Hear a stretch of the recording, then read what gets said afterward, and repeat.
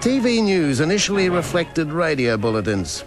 However, we were starting to get pictures of special events like Moomba and the Royal Show. It's springtime, and Australia comes to Melbourne for the annual exhibition of agriculture and industry.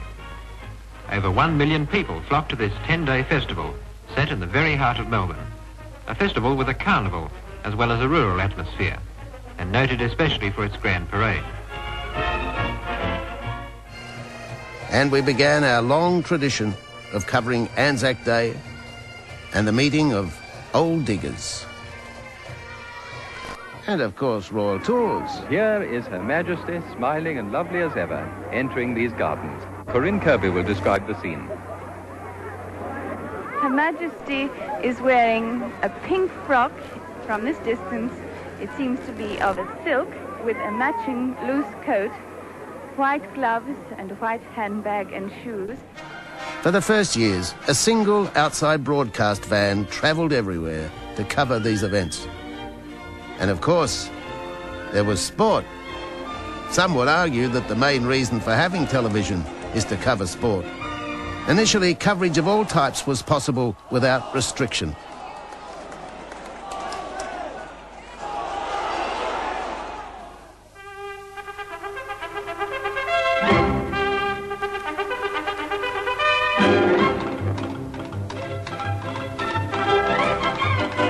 Melbourne Cups just don't happen, you know.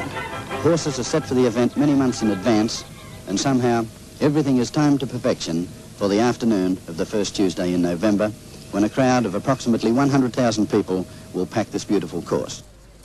Sport had not yet become the big business that it is today. In fact, the ABC paid only £25 for the rights to televise cricket in 1957. Well, Richie, first of all, in true Australian language, may I say good on your cobber, is that right? Thanks very much indeed, Brian. Congratulations on winning the Ashes in your first series as captain. You're feeling pretty pleased, are you? Yes, we're very, very happy. I'm very happy myself. I'm very proud of the boys, and I can assure you they're happy too.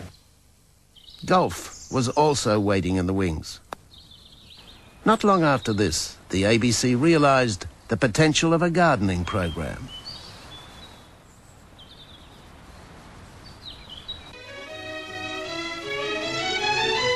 Phyllis, the winner in 27 minutes 45 seconds. Brown finished second and Black at third. He did well to make third placing after a bad start. Moving now to the finish of this great race.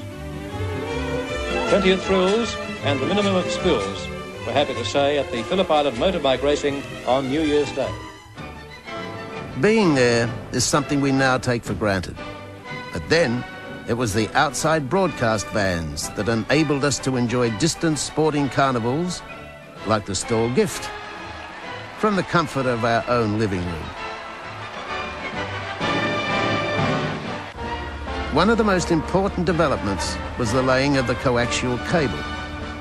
It was a Herculean task, especially in this rugged country of ours, which connected the capitals of the eastern seaboard. These relay advances solved the problem of distributing news and programs around the country. It also meant news could be relayed virtually as it happened. We saw firsthand images of bushfires,